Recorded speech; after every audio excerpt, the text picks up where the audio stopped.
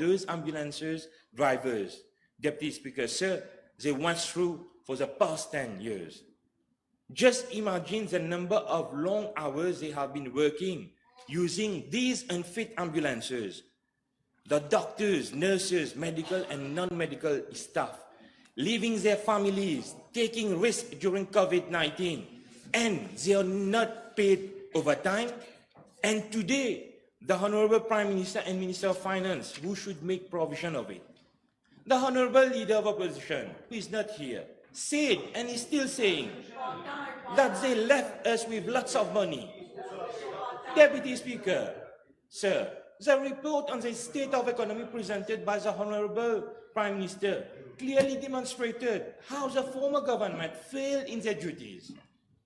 How can we forget the land that Nandan Gopi Limited or any other company related to Mr. Vinash Gopi was going to be allocated in my constituency number 6 at Anse-Larrey, a place where every year for the Ganesh Chaturthi, where devotees celebrate do Visarjan over there. Ganesh Chaturthi is considered as one of the most pious Hindu festivals. How can we forget the fight that my brothers, Honorable Mahen Ganga Prasad and Honorable Usman Mohammed, along with volunteers friends from Péchirafé, Goodland, Saint-François, they fought for it.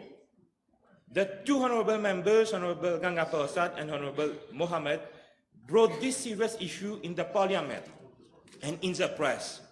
So where was the two elected members of number 6 under the former government at that time? Deputy Speaker, sir, just imagine if today MSM would have been in power. This land at Anse-Larrey would have been allocated to Nandan Gopi. Where would have gone our constituents, especially our senior citizens for the Visarjan and also for general public who go there every day for exercising or to enjoy the beach? I would like to thank Honorable Ajay Ganesh, Minister of National Infrastructure, that following my PQ, he did what he mentioned in his answers.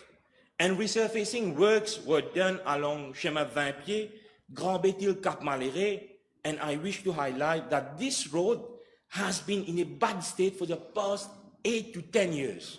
Thank you, Honorable Minister.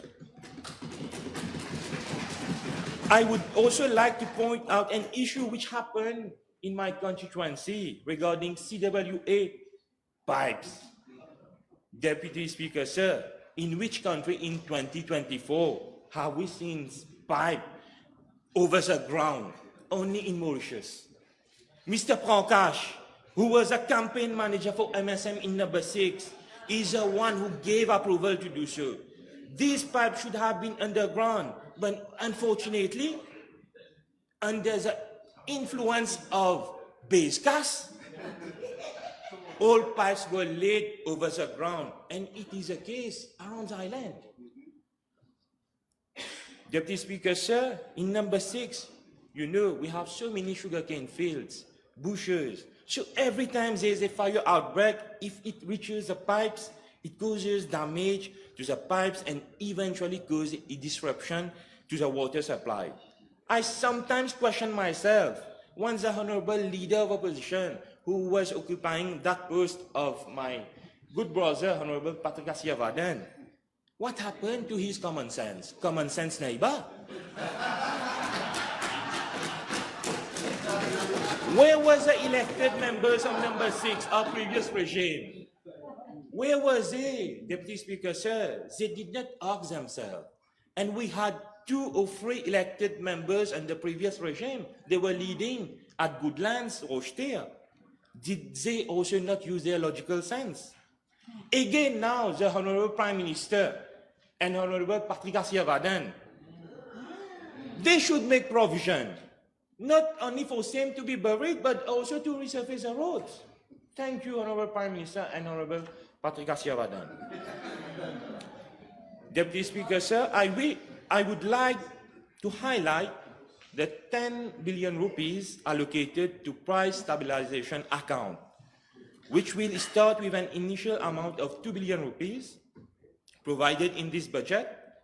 it is very important to remind the public that this particular measure, once implemented, will decrease the price of basic products selected by the Ministry of Commerce under Honorable Michael Sikwan.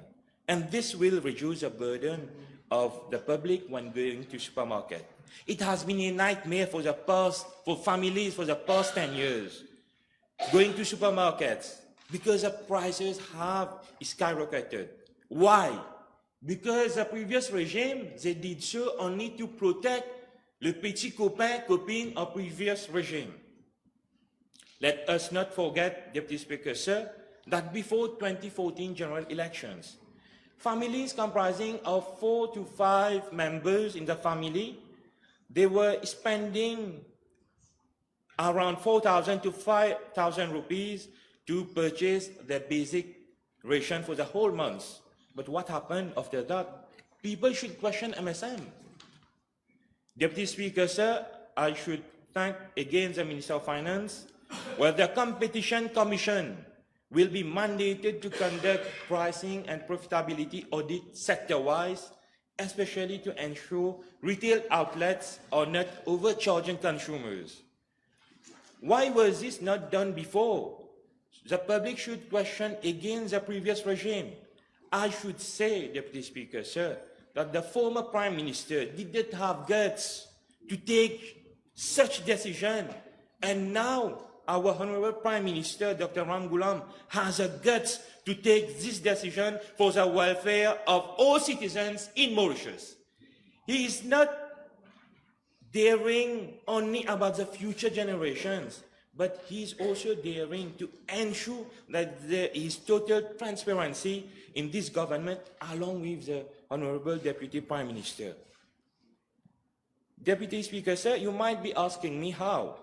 The report of the Director of Audit, National Audit Report, will be debated in this August Assembly, and we have to note that this Assembly is live broadcasted, where the public will be able to see, and it puts everyone on their guards in order to make maximum good use of public money compared to the former government. Deputy Speaker, sir, the Honorable Leader of Opposition and the other one, Honorable Member of the other side, spoke lengthily about what is the impact of this budget on small entrepreneurs and companies. But let me remind them, maybe, Deputy Speaker, sir, they have not read the budget properly. The tax assessment that was previously at 5 years, which means that MOA can at any time call upon a company or an employer to provide it with its invoices, receipt, in order to assess its correct income for the last 5 years. You imagine this, the stress, Deputy Speaker, sir, that it causes to these small employers who do not have a proper filing system.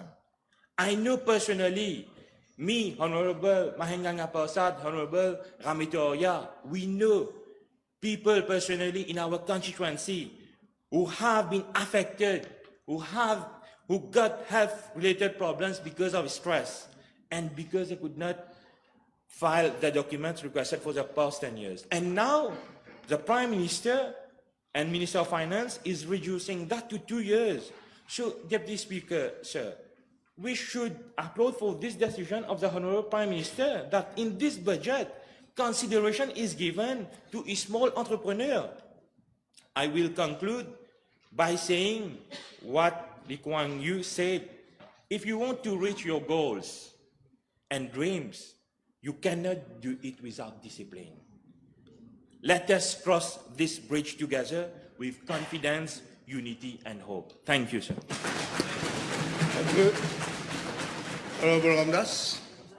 Merci, Monsieur le Vice-président. Monsieur le Vice-président, d'abord permettez-moi de commencer par féliciter l'honorable Premier ministre et ministre des Finances, l'honorable Premier ministre adjoint, l'honorable ministre délégué aux Finances, l'honorable Damri, pour la préparation ainsi que la présentation de ce document qui est le discours budget.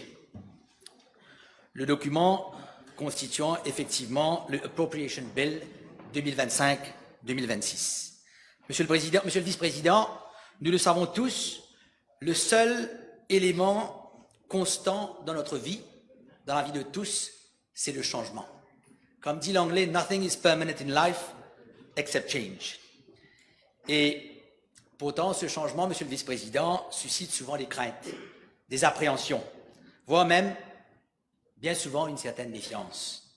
Et lorsque l'Alliance du changement avait évoqué la nécessité d'une transformation en profondeur, cela durant la campagne électorale, le pays traversait une période très difficile, une période voire même extrêmement difficile, une crise financière sans précédent, une crise de confiance sans précédent. Le peuple en avait assez, assez d'être trompé, assez d'être manipulé, assez d'être persécuté par l'Ancien Régime. Et c'est dans ce contexte, Monsieur le Vice-président, que nous avions proposé une alternative crédible.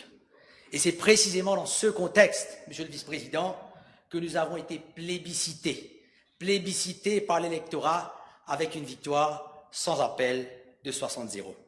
Et aujourd'hui, Monsieur le Vice-président, un petit peu plus de 7 mois plus tard, en sillonnant ma circonscription et ailleurs en tant que député, j'ai régulièrement l'opportunité d'entendre et d'écouter les critiques des citoyens quant à l'exécution de nos promesses électorales, quant à l'exécution de nos engagements électoraux. Et ces citoyens, monsieur le Vice-président, qui s'étaient malheureusement, je dis bien malheureusement, laissés berner par l'Ancien Régime et qui s'étaient laissés berner, qui s'étaient contentés, je dirais, par des feel-good factors qui n'étaient malheureusement qu'éphémères. Et en écoutant justement, Monsieur le Vice-président, les critiques de l'opposition ces jours-ci face à certaines mesures budgétaires, cette opposition qui, en quête d'un bouée de sauvetage face à son impopularité et face à en fait cette opposition dans une vaine et grossière tentative de se refaire une virginité, je dirais la chose suivante, Monsieur le Vice-président. De ce côté de la Chambre, je dis bien de ce côté de la Chambre, contrairement à l'Ancien Régime, contrairement au MSM, nous ne sommes pas des bluffeurs, nous ne sommes pas des menteurs. Loin de là, Monsieur le Vice-président, nous avons été élus, et nous avons été élus avec un mandat de 5 ans. Et nous avons encore du temps pour honorer nos promesses électorales. Nous avons encore du temps pour honorer pleinement nos engagements électoraux. Et ces engagements électoraux, Monsieur le Vice-président, nous les honorerons. Comme on dit, Monsieur le Vice-président, Rome n'a pas été construite en un jour. Les grandes réformes ambitieuses prennent toujours du temps. Elles nécessitent de la patience, des efforts, voire même de la constance pour qu'elles soient menées à bien. Et les projets d'envergure, Monsieur le Vice-président, qu'ils soient des projets de société ou des projets économiques, nécessitent quand même une certaine planification, je dirais même une planification minutieuse, une progression graduelle et une persévérance face aux défis que nous sommes appelés à relever. Il ne suffit pas simplement de vouloir atteindre ces objectifs, un objectif ambitieux, Monsieur le Vice-président, mais il faut agir avec méthode, avec constance et surtout avec de la rigueur, mais surtout, et je dis bien surtout, avec de la discipline, afin de pouvoir atteindre cet objectif. Et il convient d'ici, Monsieur le Vice-président, pour moi de rappeler, pour nous ici de se rappeler, du contexte économique dans lequel nous nous retrouvons, du lourd héritage que nous a laissé le MMM après 10 ans de règne, 10 ans de gestion catastrophique des finances, du MSM, je m'excuse. 10 ans mes excuses. Après 10 ans de règne du MSM, de gestion catastrophique du MSM, quant aux finances, quant à l'économie de ce pays. Une dette publique, Monsieur le Vice-président, une dette publique ayant atteint un chiffre effrayant de plus de 600 milliards de roupies. Un fonds CRG à zéro, selon l'aveu même de l'ancien ministre des Finances. Un pays à genoux financièrement, un pays à genoux économiquement. D'ailleurs, depuis que nous avons été élus, depuis novembre de l'année dernière, semaine après semaine, mardi après mardi, en réponse aux questions parlementaires qui ont été posées au Premier ministre et à ses ministres, nous avons appris, au sein de cette auguste assemblée, nous avons pris acte des grossières malversations, des braderies, des gaspillages, de la dilapidation des fonds publics et des cours caritatives. Et cela durant les 10 dernières années, Monsieur le Vice-président. Une pratique de stealing like there's no tomorrow. Et avec pour conséquence la précarité la précarité de la situation économique dans laquelle nous nous retrouvons aujourd'hui. Monsieur le vice-président, quelqu'un m'a déjà dit, en fait, mon papa m'a déjà dit la chose suivante. Certaines personnes, par nécessité, volent quelques œufs. D'autres, un petit peu plus gourmands, ils vont au poulailler, ils volent quelques œufs et quelques poules. Mais le MSM, monsieur le vice-président, le MSM et ses alliés, le mouvement libérateur, le parti, exactement. Le MSM et ses alliés, monsieur le vice-président, eux se sont emparés du poulailler et de tout ce qui vient avec. Et en fait, même le coq, monsieur le vice-président, même le coq a succombé à la tentation et s'est finalement mis à la partie, mis de la partie, monsieur le vice-président. Nous pouvons en rire, mais cela, monsieur le vice-président, résume aujourd'hui exactement, l'héritage que nous a laissé le MSM. Je dis bien le MSM, hein?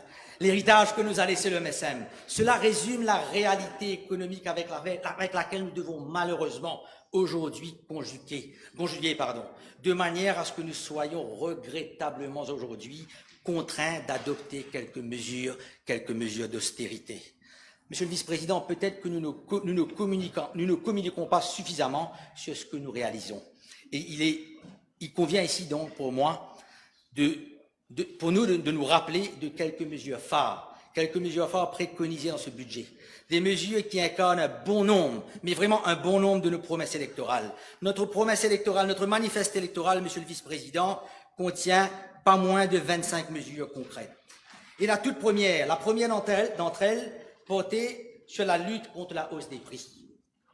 Mes amis, mes collègues avant moi en ont parlé, monsieur le vice-président, ce budget nous a promis la création. En fait, ce budget a tenu la toute première promesse électorale, celle de créer un fonds de soutien, le Price Stabilization Fund de 10 milliards de roupies, pour stabiliser les prix des produits de première nécessité, et cela afin d'alléger le fardeau des familles. Et ce gouvernement, monsieur le vice-président, en est pleinement conscient. Ce gouvernement est pleinement conscient des souffrances causées par l'augmentation du coût de la vie.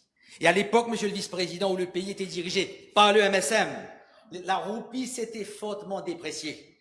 Et il devenait difficile, voire même impossible, pour les foyers de joindre les deux bouts. Et le gouvernement précédent, monsieur le vice-président, distribuait certes des allocations mensuelles, mais ces allocations, monsieur le vice-président, ces allocations qui étaient distribuées par le MSM avaient perdu toute leur valeur réelle grâce à la dépréciation de la roupie, grâce à une roupie qui était en chute libre. Et ce système, monsieur le vice-président, n'était malheureusement pas viable, pas soutenable, et devait donc forcément prendre fin un jour ou l'autre. Mais bien évidemment, accompagner des mesures de relance afin de stabiliser l'économie de ce pays et surtout afin de stabiliser le pouvoir d'achat des Mauriciens, de chaque Mauricien. Et aujourd'hui, monsieur le vice-président, nous avons tenu parole. À l'annonce du Premier ministre, le Price Stabilization Fund de 10 milliards de roupies sera institué. Et cela avec une contribution initiale de 2 milliards de roupies cette année même. Par ailleurs, monsieur le vice-président, grâce aux mesures courageuses adopté par ce gouvernement, le processus de stabilisation de la roupie a déjà commencé et elle se stabilisera davantage. Donc, sans le réaliser, monsieur le vice-président, à travers une roupie qui vaut plus aujourd'hui et qui vaudra plus demain, nous avons déjà gagné et nous gagnerons encore en termes de pouvoir d'achat. Monsieur le vice-président, je salue également la baisse préconisée du prix de plusieurs produits de base, notamment les aliments pour bébés, les légumes en conserve et les légumes surgelés, emballés. Cela à travers la suppression de la TVA sur ces produits de base. Et cela, bien sûr, malgré les nombreux défis économiques que nous avons été appelés à relever. Ce matin, avant moi, le ministre du Commerce en a fait une liste de produits avec les prix auparavant et les prix maintenant. Et cela donnera un choix aussi, aux consommateurs quant à ce qu'il faut acheter, puisqu'auparavant, nous n'avions pas d'autre choix. Nous n'avions pas d'autre choix que d'aller vers les produits les moins chers. Et cela en compromettant, d'une certaine manière, si vous voulez, la qualité. Mais aujourd'hui, les consommateurs qui en ont les moyens pourront choisir d'opter pour les produits de meilleure qualité, puisqu'ils seront moins chers. Monsieur le vice-président, le Premier ministre et le ministre des Finances auraient pu choisir la voie de la facilité. Il aurait pu, comme cela a été fait ailleurs, augmenter la TVA de 15 à 18, 20, 22, voire même 25%. Mais nous savons tous quelles auraient été les conséquences d'une hausse de la TVA across the board pour tous les Mauriciens, pour tous les consommateurs. Mais nous avons choisi, le Premier ministre et le ministre des Finances a choisi d'agir avec humanité. Et nous le saluons pour ça, Monsieur le Vice-président, car il était inacceptable que certains de nos concitoyens aient du mal à se nourrir pendant que d'autres, responsables de la dilapidation des ressources publiques, puissent vivre dans l'opulence. Monsieur le Vice-président, toujours guidé par l'intérêt supérieur de la population, le gouvernement a aussi choisi de ne pas supprimer brusquement ces allocations dont je faisais référence un peu plus tôt, mais de les réduire progressivement. Tout en maintenant le salaire minimum à 20 000 roupies. Et cela afin de soulager le petit peuple mauricien. Par ailleurs, Monsieur le Vice-président, ceux qui bénéficient du SRM, le registre social de Maurice, peuvent toujours continuer à en bénéficier. Monsieur le Vice-président, nous avons également tenu promesse en ce qui concerne l'économie bleue. Nous avions également promis un nouveau modèle économique structuré autour d'un master plan axé sur l'économie verte et les nouvelles technologies et l'économie bleue. Et ce budget prévoit également, je me réjouis justement du fait que ce budget prévoit également l'organisation des assises de l'océan en vue de l'élaboration d'un blueprint sur l'économie bleue. En ce qui concerne les TIC, Monsieur le Vice-président, ce n'est plus un secret pour personne. Un blueprint sur le secteur des TIC a été présenté par le ministre quelques jours même avant la présentation du budget, le ministre Dr Avinash Ramtowel, qui lui-même brille par sa compétence, Monsieur le Vice-président. Et en ce qui se concerne le sujet de la drogue, Monsieur le Vice-président, autre engagement important, celui du combat contre la prolifération de la drogue.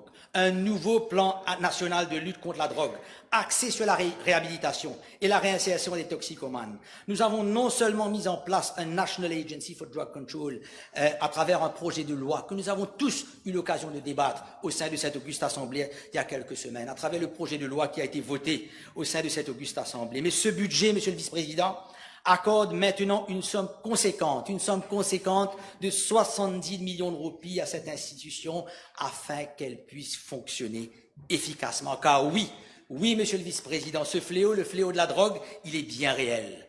Il ne faut pas oublier qu'autrefois, sous le gouvernement MSM, certains segments de la population étaient marginalisés, créant ainsi un terrain favorable pour la prolifération de la drogue. Mais notre gouvernement, Monsieur le Vice-président, est un gouvernement déterminé, est un gouvernement qui est doté de la détermination, tolérance zéro face à ce fléau. Et nous avons prévu pas moins de une somme en fait colossale de 2,2 milliards de roupies pour renforcer la surveillance de nos frontières, ainsi que 3,5 millions de roupies pour la création d'un centre de réhabilitation et de réinsertion au sein de la prison de Petit-Verger. Et aussi, un nouveau laboratoire médico-légal sera également opérationnel d'ici décembre 2025. Et en tant que père de famille, moi-même, Monsieur le Vice-président, moi-même étant papa de 3 enfants, je suis fier d'appartenir, vous ne le croyez pas, n'est-ce pas?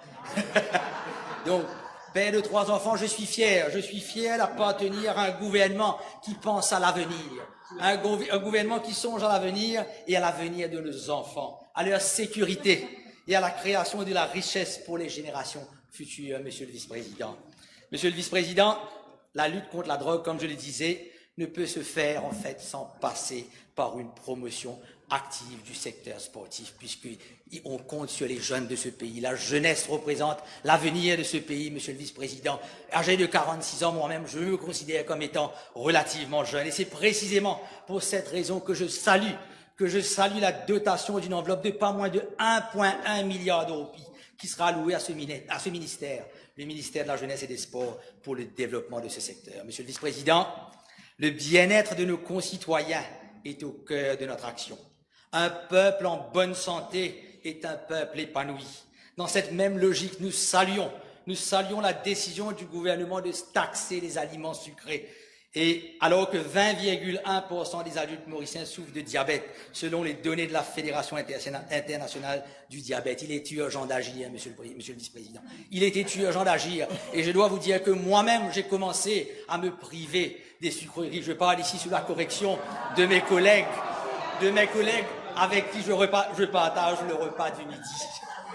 Monsieur le vice-président, avant de terminer, bien évidemment, beaucoup a été dit sur cette mesure budgétaire relative à l'extension de l'éligibilité de la pension universelle, le Basic Retirement Pension.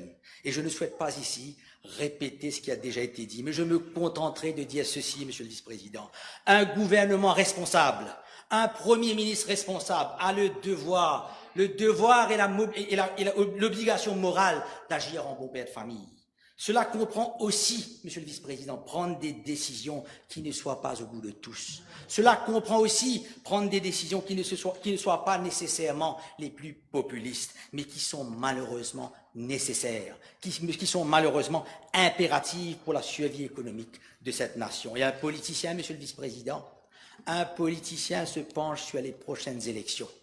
Un politicien se penche sur sa réélection, alors qu'un leader, un homme d'État, lui, pense aux prochaines générations. Monsieur le vice-président, pour citer Émile de Girardin, je cite, « Gouverner, c'est prévoir. Ne rien prévoir, c'est courir à sa perte. » Et cette mesure, monsieur le vice-président, même si elle risque de nous coûter notre prochaine élection, même si elle risque de nous coûter notre reconduite au pouvoir dans 5 ans, elle est unanimement saluée.